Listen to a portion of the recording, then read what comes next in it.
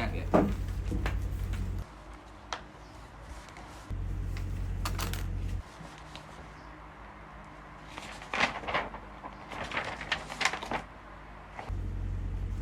สบายดี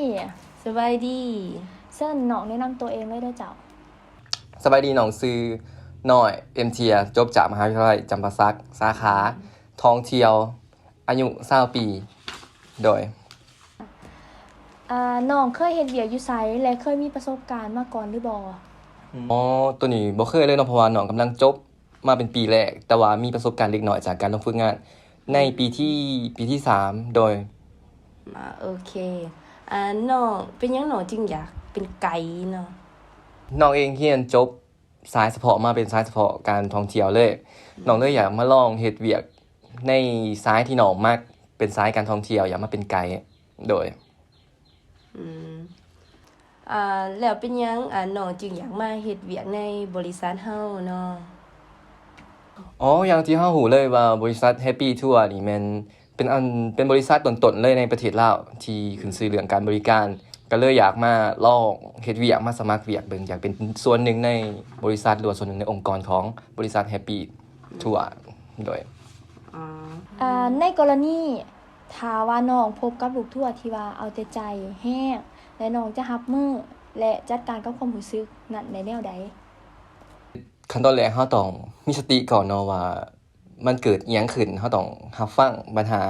บ่ว่าจะเป็นปัญหาของเราหรือปัญหาของลูกค้าที่มาใช้บริการของเราต้องรับฟังก่อนแล้วก็แยกแยะออกให้มันว่าเอ้ยมันเกิดเรื่องอิหยังขึ้นเราจังคอยแก้ไขปัญหาให้มันคลี่คลายได้ น้องคิดว่าเป็นหยังบริษัทของเฮาจังต้องรับน้องเขาเฮ็ดเวียก โดยเพราะว่าน้องเป็นคนที่มีความพยายามแล้วก็มีความทุ่มเทในการเฮ็ดเวียกในด้านนี้เฉพาะด้านอยู่แล้ว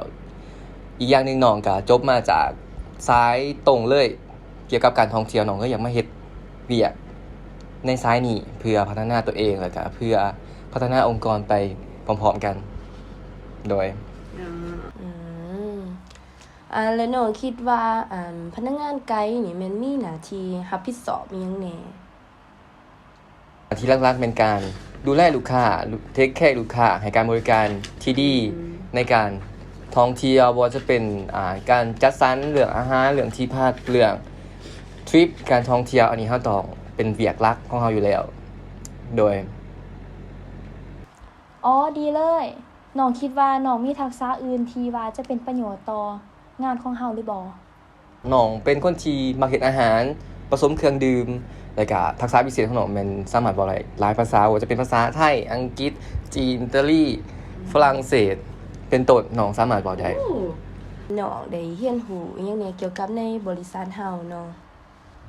โดยบริษัท Happy Tour นี่มันขึ้นชื่อเรื่องการท่องเที่ยวอยู่แล้วบ่ว่าจะเป็นการท่องเที่ยวการให้การบริการสาวรถหลายเรื่องหลายด้านมันเป็นอันดับต้นๆอยู่แล้วของประเทศลาวเฮา สำหรับการเฮ็ดเวียกของน้องถ้าได้รับความกดดันน้องจะรับมือได้แนวใด อ๋อโดยอันนี้เป็นสิ่งที่เราต้องเจออยู่แล้วเนาะในการเฮ็ดเวียกบ่ว่าจะเป็นความกดดันจากตัวเราเองบ่จากหัวหน้าบ่หรือว่าเพื่อนร่วมงานบ่หลักๆมันจะเป็นความกดดันจากลูกค้าที่มาใช้บริการของเราอันนี้เราต้องจัดการตัวเองแล้วก็จัดการปัญหาให้มันคลี่คลายให้ได้ต้องรู้ว่าแม่นหยังเกิดขึ้นเราต้องรู้ให้ได้เพื่อรับความกดดันนั้นแล้วก็มาคลี่คลายให้มันมีความเขาเอิ้นว่าความเข้าใจแล้วก็ความสบายใจในการเฮ็ดเวียกเพื่อให้เวียกเฮามันสำเร็จไปโดยดีโดย โอเค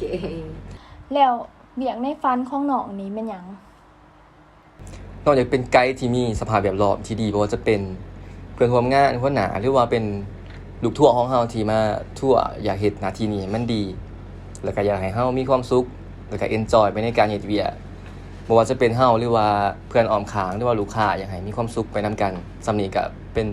หนึ่งในฝันของน้องแหละโดย ถ้าว่าบริษัทของเฮานี่รับน้องเขาเฮ็ดเวียกนี่น้องจะต้องการเงินเดือนละเท่าใด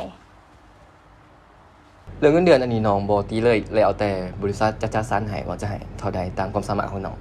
โดย โอเคเนาะการสัมภาษณ์มื้อนี้ก็จบเพียงเท่านี้เนาะขอบใจที่มาร่วมให้สัมภาษณ์เนาะและทางบริษัทเฮาแม่นจะติดต่อให้ไวที่สุดเด้อเจ้าโดยขอบใจ เข้าใจ อ๋อโดยขอบใจ